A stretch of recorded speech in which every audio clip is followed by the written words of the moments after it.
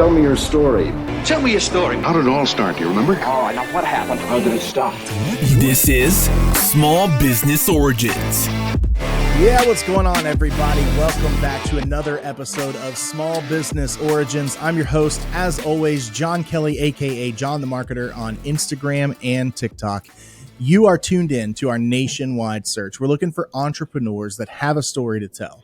And joining us virtually, I've got an entrepreneur that wants to do just that.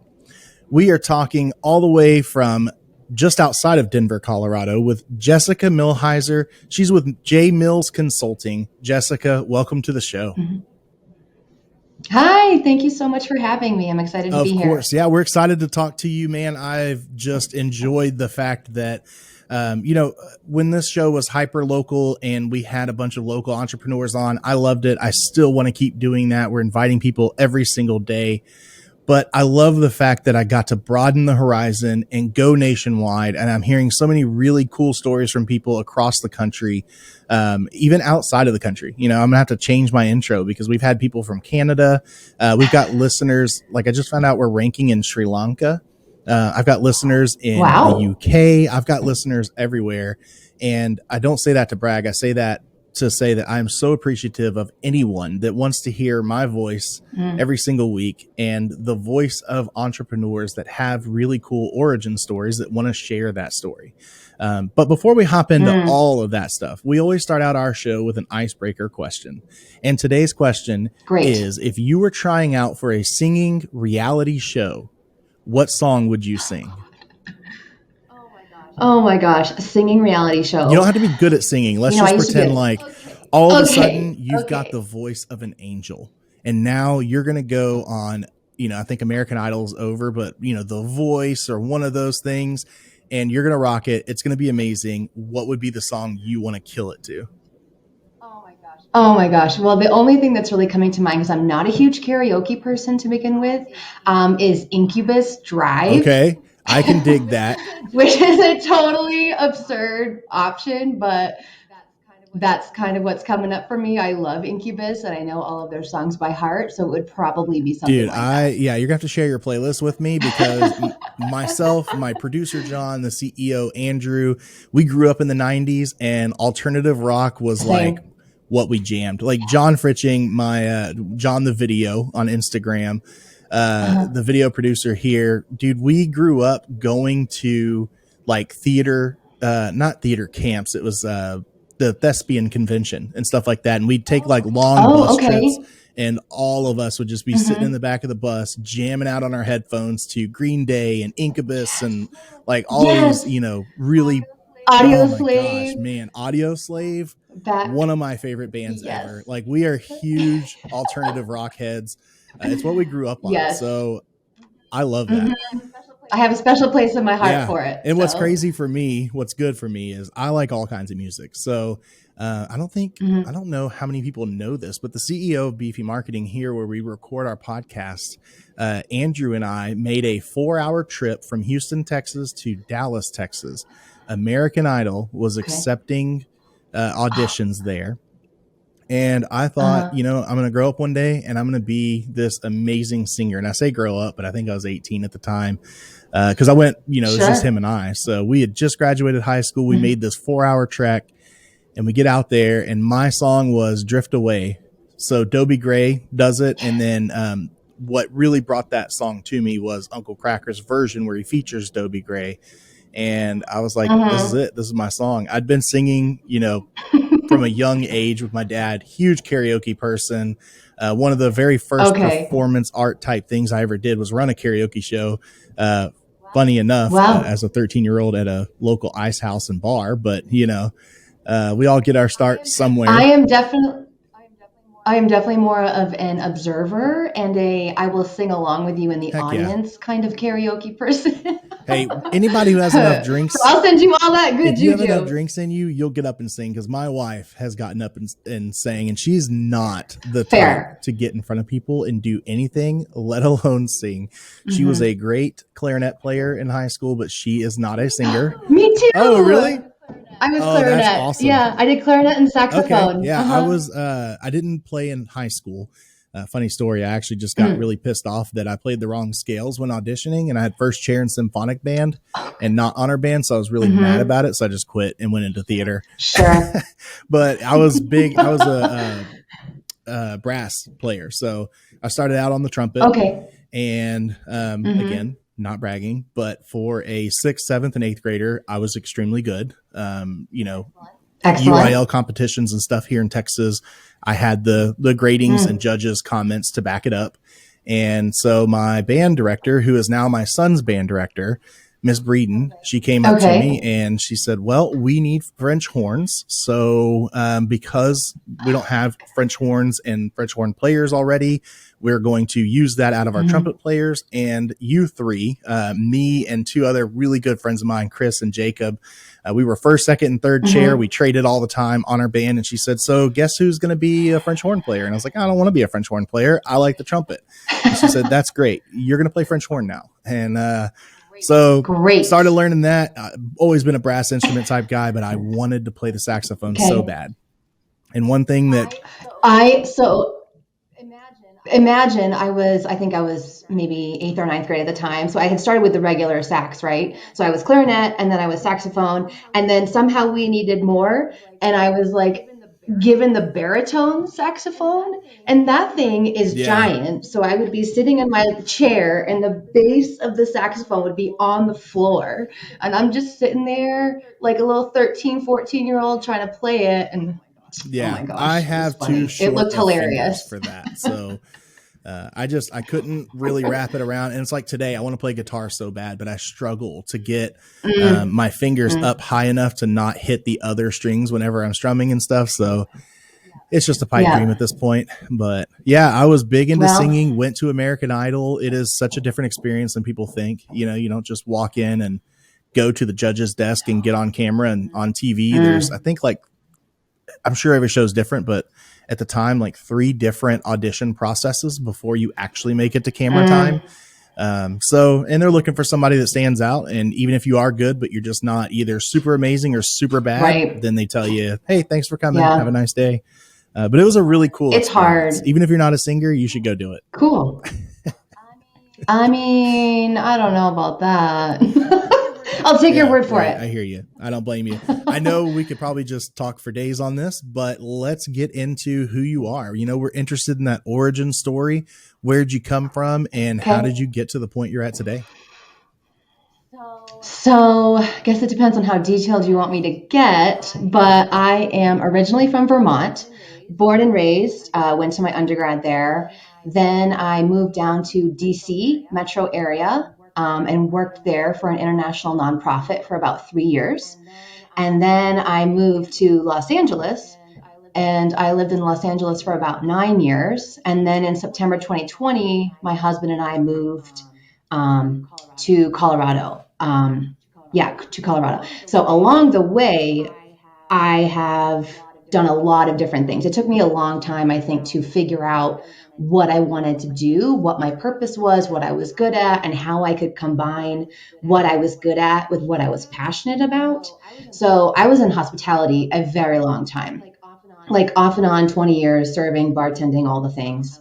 I was also in aquatics and recreation and athletics for a really long time, kind of again, off and on. And it's still something I do part-time because it's very close to my heart and I'm really passionate about that. But so my undergrad is in journalism and creative writing. And then I went and got my master's in coaching and athletic administration, which honestly, looking back on it, was really kind of like an MBA, sort of with a focus in athletics. So for a long time, I was like, oh, I want to be an athletic director. Oh, I want to get into a school and, you know, work the athletic program. But it's really hard to get into a school, into an athletic program in particular, especially if you're not like an alma mater or something like that. So I ended up pivoting and working for a private swim school, became the director of operations, worked with them for a long time, basically helped them really create their actual program, their manuals, how they did things, procedures, policies, documentation, really kind of getting them up to snuff with that. And once we moved, like the pandemic happened, right? And so I was still living in Los Angeles when that happened. My husband got a new job, which is why we moved to Colorado.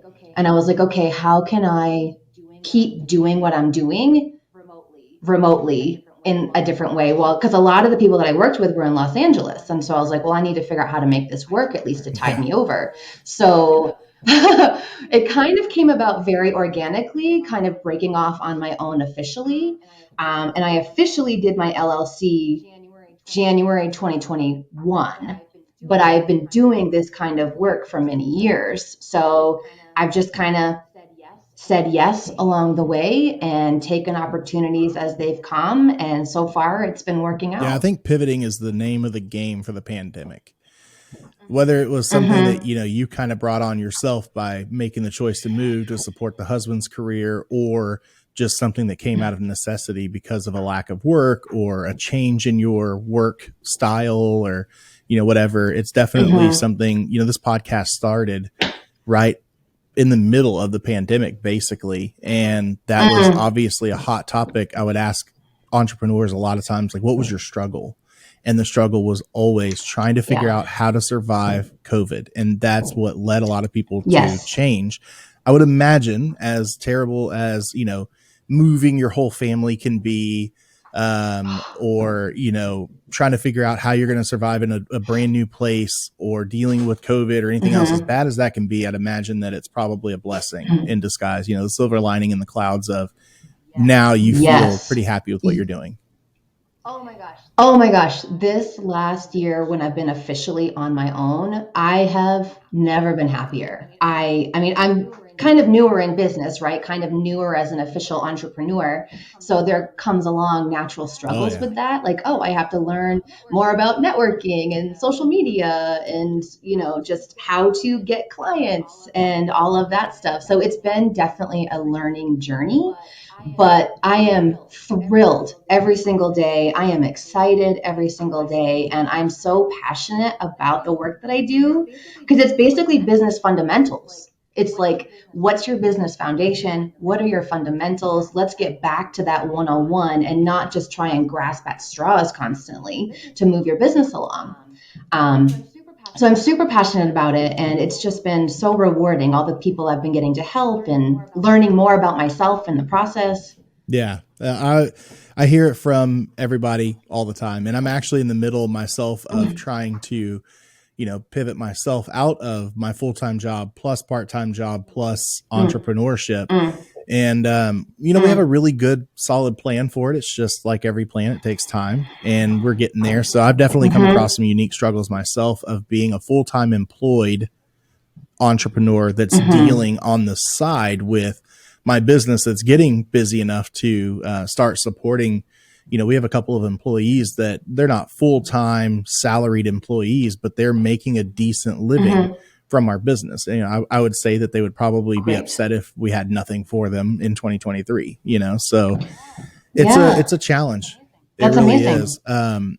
So consulting is such a big, broad term. I don't know if you agree with that, but there are, it is. There are consultants and business coaches and all these different people that offer so many different things. So what would you say defines your consulting firm the best? Like, what do you do? So when I was first actually forming this, I was like, God, do I want to be a coach? Do I want to be a consultant? Like, this is what everybody's doing right now. And it's sort of hard to define your own niche. So I was like, well, should I be a specialist or whatever? So I ended up just going with consulting because I feel like that just covers it. But really my focus is sort of a blend of operations and HR. So it's really coming down to the nitty gritty of how you run your business. Like, do you have a solid business identity? How are you documenting your policies and procedures? Are you managing your time well? Are you prioritizing? What's your vision for your business? And do you have a path to get there? How are you measuring that success? How do you know that you're staying on track towards that vision? And then also, I really like to focus on preparing businesses for internal growth. So, do you have manuals in place, a hiring and training manual, an employee handbook, maybe an operations manual? And what does your team culture look like? How are you going to manage people? Even if you have, let's just say, one or two part-time people, you should still have these things in place so that they have resources, they have references, everyone's on the same page, and you can keep that consistency and efficiency flowing within your business. Yeah, that makes sense. So do you have a certain niche market that you're in, or can you really just kind of help any business? I mean, it seems like a pretty general, like you could kind of fit into anybody. So far, I haven't had any types of businesses that I've been uncomfortable with trying to help them, or have felt like what you need really is outside of what I can do. I do feel like more service-based businesses probably make sense, and they've been the most experience I've had. Now, that's not to say that somebody who sells products I couldn't help, because like you said, at the end of the day, like your processes are your processes, right? And training manuals and all that stuff, they're pretty universal. So far, I think I've felt comfortable with anybody that's approached me. So we'll see. No, I mean, that's fair. That makes sense. Obviously, this is kind of a nationwide thing. You can remotely work, and anybody in the country is, potentially a good client for you. Yes, 100%. I have a gal in Wisconsin. I have some people in California. I've got some East Coast based people. So really, I am lucky in that what I can do can be done virtually. And it's really easy to do it virtually. So, yeah, I'm pretty open. What's the big difference between just a business coach and the consulting that you do? I feel that's a great question, because I think about that a lot. But I feel like coaches try to maybe be more hands-on and maybe focus holistically on the person. Maybe they're tackling mindset, maybe they're tackling behaviors. It kind of depends on the coach, right? Sure. Though, I think. And then what I do is I try to teach my client, educate my clients, guide my clients in a way so that they can get to a point where they don't need me anymore. I want them to kind of learn these skills, feel comfortable with these skills and or manuals that we create, and then be able to be like, okay, great, I know how to do this. I feel comfortable creating this, and now I have a plan and a path. So my goal is to kind of basically work my clients out of needing me. Yeah, I mean, that makes sense to me.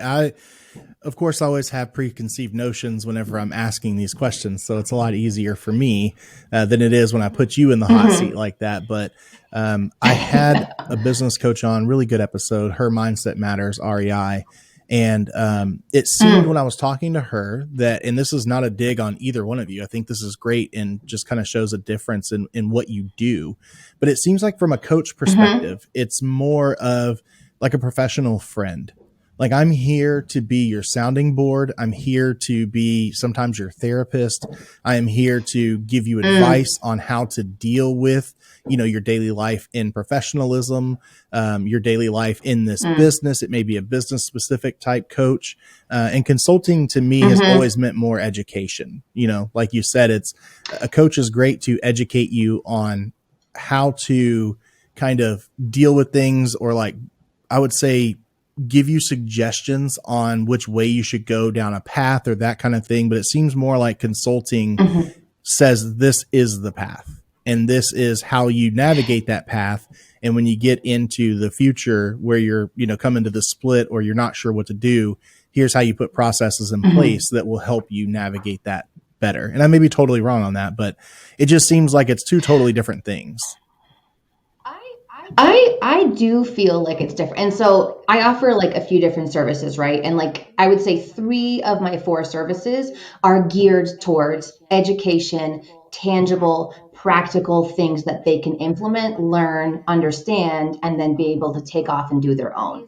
There is one section of my services, which is basically an accountability partner. And that is more of coaching. So we meet a couple times a month, we figure out what they have going on, and I am their sounding board. I do give feedback. I help guide and give direction. So I think in that one particular aspect, I am more of a coach. And certainly some of my clients really utilize me for that.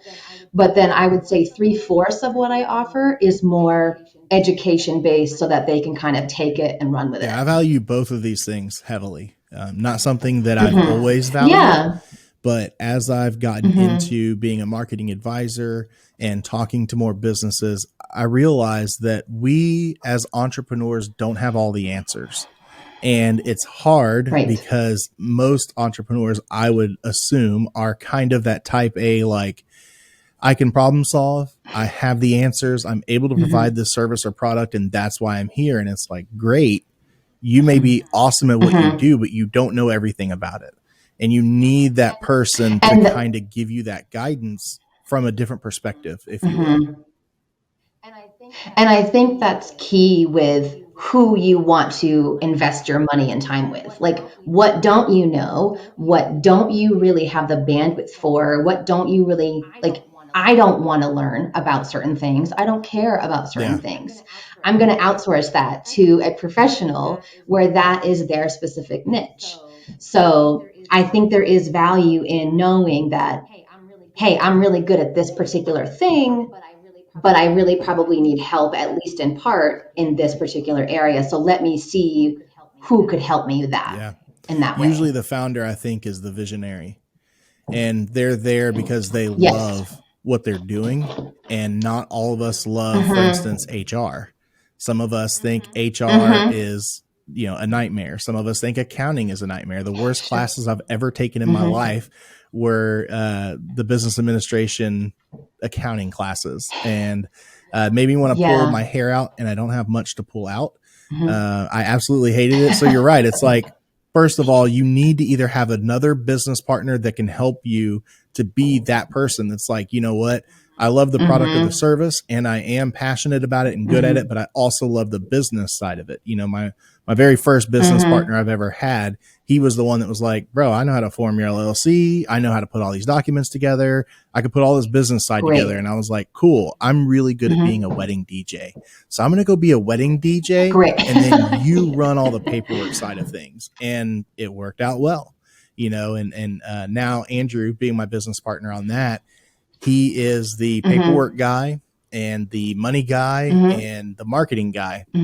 And I am the operations guy because I enjoy selling to clients, meeting clients, making their day great, putting awesome DJs and photo booth attendants in front of them and performing an awesome service. So, but it doesn't mean we know everything about that business. It doesn't mean that Andrew or I could not do well with some consulting to say, hey, now that you're getting ready in 2023 to 2024 to grow from having contractors that work for you on a consistent basis to employees, here are the changes you need to make in HR or the changes you need to make for your company to be able to scale. So I know that was one. And I feel and I feel like it's really important to recognize what your strengths are. And if you're in business by yourself, figure out what those are and then figure out how to acquire the areas that you have, I don't want to call it a weakness, but you're just less inclined to do. And if you're in business with somebody, just determine, like you guys did, here's what I want to do. Here's what I'm good at. Great. Here's what I want to do. Here's what I'm good at. Great. And then you can kind of line up what your roles and responsibilities are. Yeah. And then I actually just did a post or whatever the other day, because it's like, if you're an entrepreneur, you're probably wearing a lot of hats, and either you do have some help or it's just you. But I think people forget the different roles and functions within the business. So you've got the CEO hat, and that's like the vision. This is where we're trying to go. This is the strategy. This is, what I'm seeing. The person that's the COO, which is the operations person, which is really kind of where my mindset is. That's the person that executes how the business actually gets there. So you really need those two pieces, whether it's two different people or whether it's two different hats on the same person, to understand the significance of each of those aspects so that you can actually figure out, okay, great, this is where I'm trying to go. This is how I'm trying to get there, so that you can execute the daily needed to make the move. So I think it's important to learn the business lingo and understand what each function is and why each function is important. Absolutely. You know, and one big thing too, hearing you say weaknesses, and I don't want to call it a weakness. And, you know, to me, a weakness is a weakness, and it is what it is. But what makes it not your weakness is when you're smart enough to say, I can't do this. I am weak at it. So I'm going to seek help, whether it's a consultant or outsourcing it or whatever you do. I think you can turn that weakness into a strength by saying, I'm not perfect at this, so I'm going to surround myself with people who are better at it than me. And I think that it takes strength to do that, and kind of turns that weakness around for you. And that will elevate your whole entire business, recognizing, oh, I'm not very good at this. Let me bring somebody in who's excellent at this. Agreed. So as far as your services specifically, I know you mentioned that you do some HR stuff. What does that typical client interaction look like for you? If I was interested in bringing you on to talk about OMG Event Co. and what we're doing for some consulting stuff, what does it look like when I sign up and say I need help? So first off, it kind of depends on what you need. So we would do, like, I offer a free consultation. I always want to know, like, where are you at and where are you trying to go? And are we a good fit, and how can I help you? So I want to make sure that the relationship fits first and foremost, and that I can do what you need to be done. But then a lot of the work I do is around, like, your business identity. So some people maybe they're feeling they're in a rut, or they're in transition, or they're just feeling a little bit lost. So I'm like, okay, great. Like, let's look at your business identity. Who are you? What are you about? Where are you going? And see what comes up for that. So, like, do you have a mission statement? Do you have core values? Do you have a vision? Do you have an end game in mind, so that you can figure out what business decisions you should be making to make sure you're getting there? So that's kind of one facet. Another facet is all about the manuals. I love making these manuals, and I know most people hate it because it's so tedious, and it's like, oh my God, I don't know how to make this manual. Because it's kind of intimidating, right? If you don't know what you don't know. But that is probably my biggest project, because it's a project. If you're making a hiring and training manual, if you're making an employee handbook or an operations manual, that's a project. So that's usually a 3 or 4 month endeavor, and we're meeting every week, and we're going through checklists and guides, and we're working together in a collaborative space digitally. And at the end, I'm basically compiling that for you, and I am having it proofed by an HR professional just to make sure there are no crazy red flags. And then you get to walk away with, great, I now have a plan and a path in place so that I can successfully grow my team with whatever position that is, whatever position that looks like, whether it's an admin, a VA, a social media person, maybe a customer service person, whatever kind of position is going to help you grow your team. So that's the manuals. And then we've got the accountability. That's the one that I was talking about that was a little bit more coach-like. So if you're having trouble staying focused, staying on track, if you're feeling unorganized, you're not managing your time, you're having a hard time prioritizing, I want to help you focus, be organized, and start moving the needle forward in your business. And I really value these relationships a lot, because I don't ever want people to feel like I'm trying to dictate or control or talk down or anything. Like, I want them to run the show. It's a safe space for them to be like, I'm feeling really frustrated. Sometimes I'll have clients that are like having a bad day and they'll get emotional. And I'm like, that's fine. You're having a bad day. That's okay. That's normal. So we just kind of really work through it together. I'm very compassionate. And a lot of the clients that I work with are females. So that comes with, a bunch of different things. So I think it's just depending on what the needs are and how specifically you need help. That makes sense. And I'm assuming that it's kind of the same story, and especially with you having two kind of different business approaches there, I'm sure the answer varies, but is this something that I pay you a per session fee?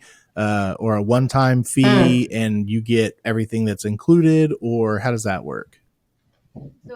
So if you do the business identity, that's probably like a quicker 1 month thing. So that's just a flat rate fee, and we do through the work and we're done. The manuals are going to be a lump sum, but it covers 3 months worth of work. So it's like, okay, great. You're going to pay this much. We're going to work up 3 months. We're going to see if we can conclude in that 3 months. And then if we need a little bit more time, we'll adjust accordingly. The accountability one is you're invoiced every month. Yeah, that makes perfect sense. And that's kind of how I figured it was going to go. I try to keep it as simple as possible. Yeah, but streamlining. I mean, these things are so unique. And I think, like you said, going back to the whole 3 months and then let's see if we can conclude it. And it's like, well, it's going to be different for everybody. You could tell us your general prices right now. And it's like, okay, but when OMG comes to you compared to, a large worldwide company, it's going to be like totally different price structures because the workload is going to be totally different. 100%. So it's like if I'm working with a solopreneur, that's going to be a little bit different if I'm working with somebody that has a team of like 20 and they need an operations manual. So it's a little bit customized, but I try to keep it, again, as simple and straightforward as possible. That makes sense.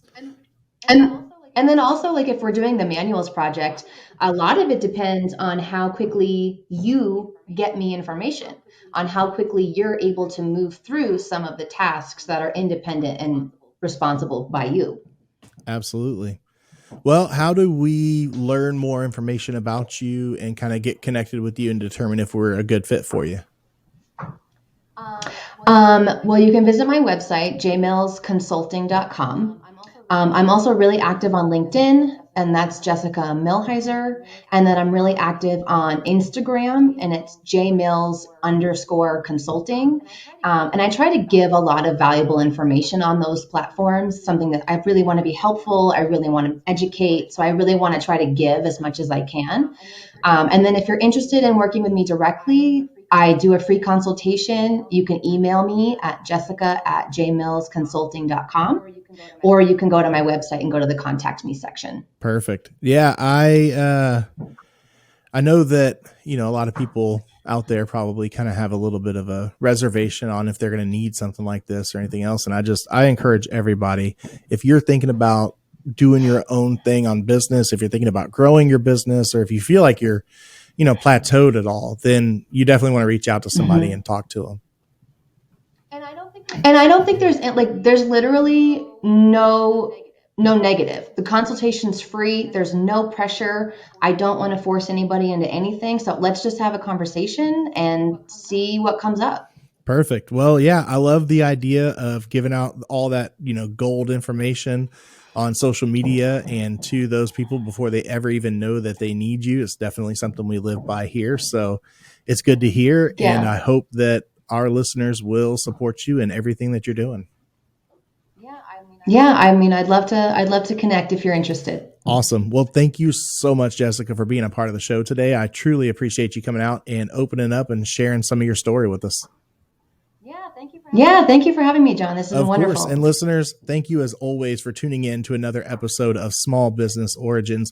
We really appreciate you showing up every single week to listen to our new episodes and give support to small business owners just like Jessica with JMills Consulting.